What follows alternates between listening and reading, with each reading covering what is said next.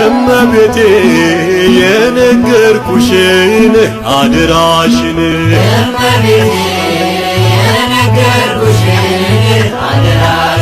የአምላክ እናት የነገርኩሽን አደራሽን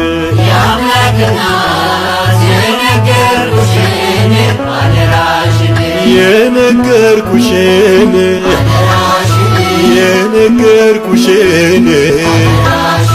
ዘንድሮም አልቀር